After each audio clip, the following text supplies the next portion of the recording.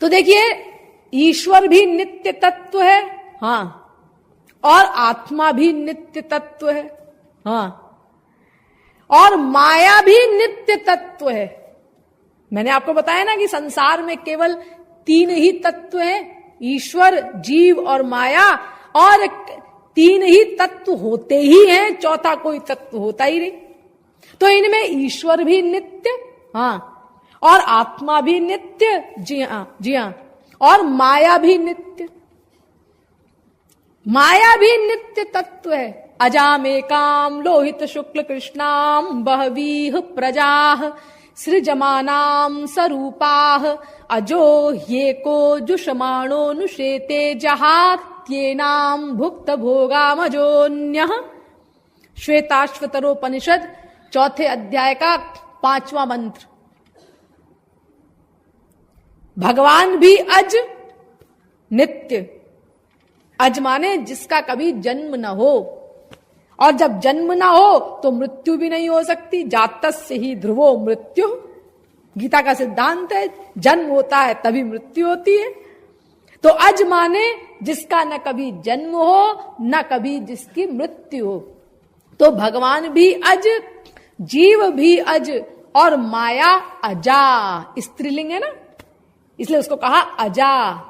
तो अज, अज, अजा, ये तीनों नित्य तत्व हैं जी। ये माया भी नित्य है, अरे हां, और क्या, वेद कह रहा है। देखो, ये तो अच्छी बात नहीं है, वो 2 तो अच्छी बात है, भगवान भी नित्य है, हम लोग भी नित्य है, लेकिन ये माया नित्य है, ये तो अच्छी बात नहीं है। क्यों? इसमें क्या बुराई है जी? इसमें यह बुराई है कि ये माया ने ही तो सब चौपट कर रखा है।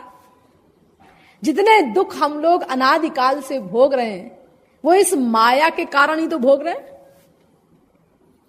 जीव जब ते हरिते बिलगान्यो, तब ते देह गेह निज मान्यो।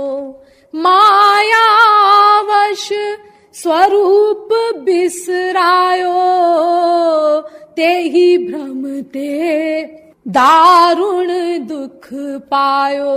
ये माया के कारण ही सब गड़बड़ हुई। माया ने ही हमारे स्वरूप को भुला दिया। हमने अपने को आत्मा ना मान करके शरीर मान रखा है अनादिकाल से, और उसी के कारण हम अनादिकाल से अनंत अनंत दुख भोग रहे हैं। तो ये सारी गड़बड़ माया की हुई है, और ये माया कभी नष्ट नहीं हो सकती, ये नित्य तत्व है, ऐसा बता रहे हैं वेद शास्त्र। हां, तो इसका मतलब हमको माया से कभी छुटकारा मिलेगा ही नहीं, तो फिर दुखों से भी कभी छुटकारा नहीं मिलेगा। नहीं, ऐसा नहीं। देखो, माया तो सदा से है और सदा रहेगी, लेकिन माया से छुटकारा मिलना पृथक बात है। ऐसा नहीं है कि माया हमेशा रहेगी तो हमें इससे छुट्टी नहीं मिलेगी। हां भाई, हम तो ऐसा ही सोचते हैं, किसी प्रकार ये माया नष्ट हो जाती तो इससे पिंड छूटता हमारा। परेशान कर रखा है इस माया ने, हमको दुखी कर रखा है। जैसे किसी शहर में कोई शेर आ जाए अचानक जंगल से भाग करके और लोगों को खाता फिरे, या कोई पागल हाथी जंगल से आ जाए भटक करके शहर में और लोगों को रौंदता हुआ मारता हुआ इधर उधर घूमे, या कोई ऐसा आतंकवादी कोई गुंडा आ जाए जो लोगों को तंग करे और हत्या वगैरह करे, तो ऐसे में अगर कोई उसको मार देता है, वो जंगली हाथी को, पागल हाथी को शूट कर दिया, शेर को मार दिया या उस गुंडे को मार दिया, तो सब लोग चैन की सांस लेते हैं, सबकी परेशानी उससे संबंधित खत्म हो जाती है।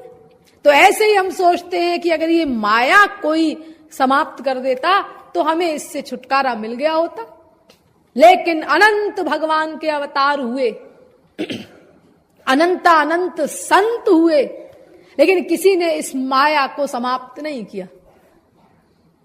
क्योंकि कोई इस माया को समाप्त कर ही नहीं सकता। चाहे भगवान हो, संत हो, फिर हम लोग क्या करेंगे?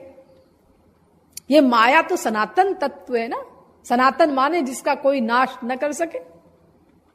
लेकिन फिर हमें इससे छुटकारा कैसे मिलेगा, ये भी सोचना है। हाँ, ये भी सोचना है। तो उसका क्या उपाय है? देखो, छुटकारा मिलना अलग चीज है। माया रहेगी लेकिन हमें इससे छुटकारा मिल सकता है। कैसे? जैसे कि जेल में जब कोई कैदी जाता है, उसको जेल होती है, तो मामूली कैदी होते हैं, उनको हथकड़ियां डाली जाती हैं, पहनाई जाती हैं। और जो बड़े बड़े खूंखार अपराधी होते हैं, उनको पैरों में भी बेड़ियां उनके लगाई जाती हैं। तो ये जब उस कैदी को जेल से छुटकारा मिलता है सजा भोगने के पश्चात 2 साल, 4 साल, 6 साल बाद, तो क्या होता है? वो हथकड़ी बेड़ी उतार दी जाती है, उन हथकड़ी बेड़ी से उसको छुट्टी मिल जाती है। लेकिन वो हथकड़ी बेड़ी गलाई नहीं जाती, नष्ट नहीं की जाती। हथकड़ी बेड़ी तो बनी रहती है, लेकिन उस कैदी को उससे छुट्टी मिल गई। ऐसे ही ये माया तो सदा से है और सदा रहेगी, लेकिन इस माया से छुटकारा पाने का जो उपाय है, भगवान को जान लो, वो अगर हम कर लें तो हमें अनंत काल के लिए माया से छुटकारा मिल जाएगा। फिर माया हमारे ऊपर हावी नहीं हो सकती। इसीलिए आप लोग परेशान न हो कि भाई अगर माया सनातन तत्व है तो हमें इससे छुट्टी कैसे मिलेगी। छुट्टी मिलेगी, छुट्टी का उपाय करने पर, लेकिन माया रहेगी।